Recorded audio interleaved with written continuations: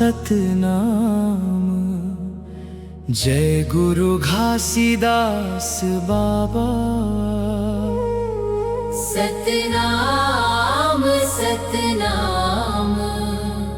जय जैत खाम उजियारा।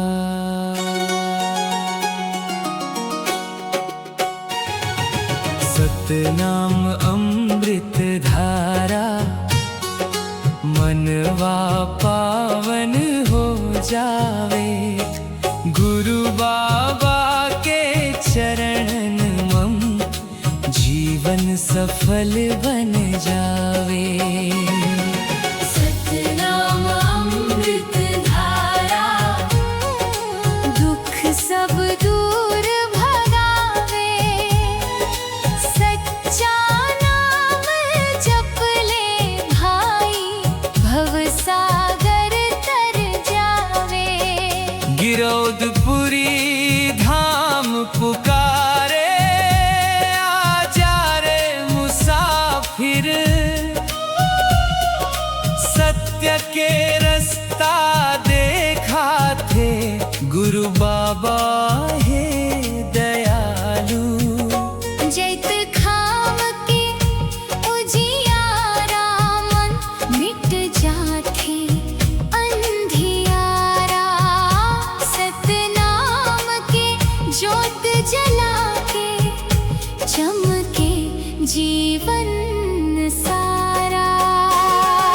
सतनाम अमृत धारा, मनवा पावन हो जावे।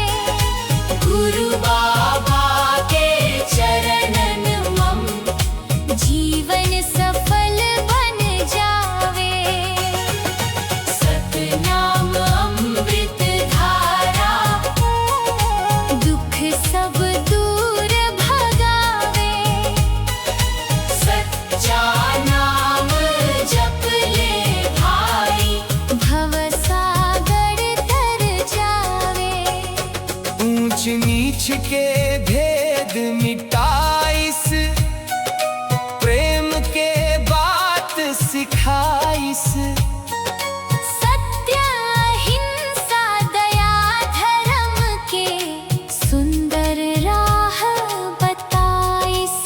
झूठ कपट सब छोड़ रे भाई, मन के मैल मिटा ले।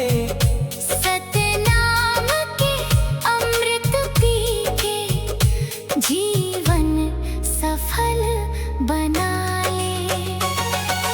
सतनाम अमृत धारा, मनवा पावन हो जावे। गुरु बाबा के चरणन मम, जीवन सफल बन जावे। सतनाम अमृत धारा, दुख सब दूर भगावे।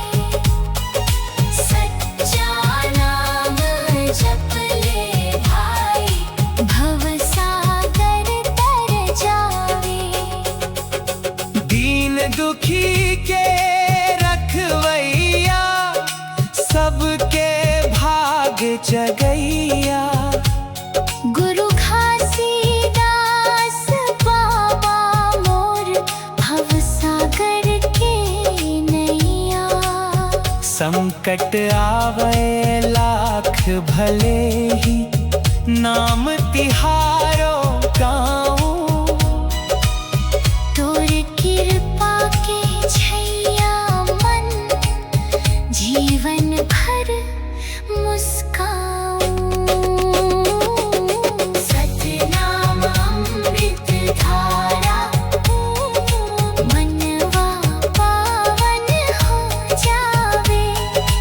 गुरु बाबा के चरणन मन, जीवन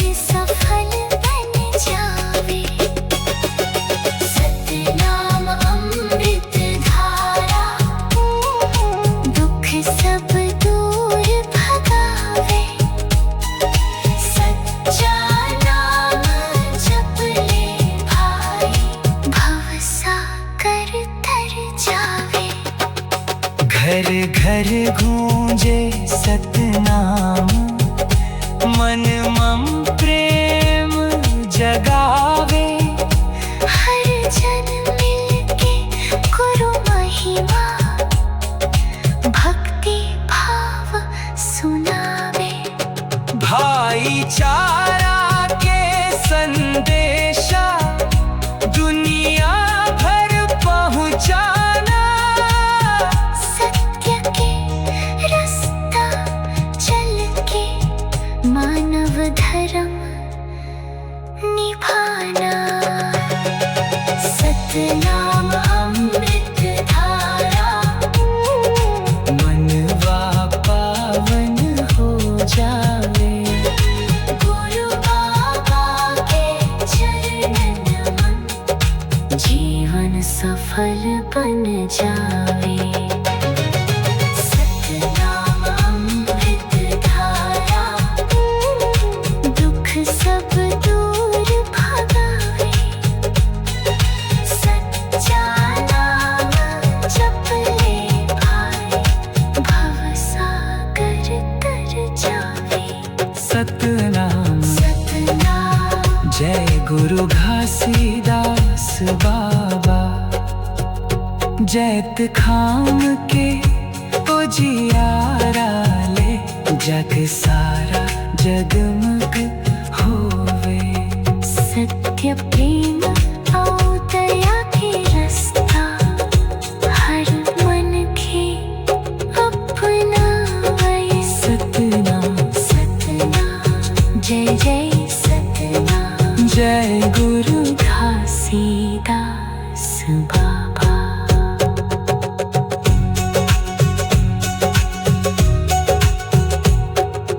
मंगलाचरण सतनाम सतनाम सतनाम, जय गुरु घासीदास बाबा। सतनाम सतनाम जय जय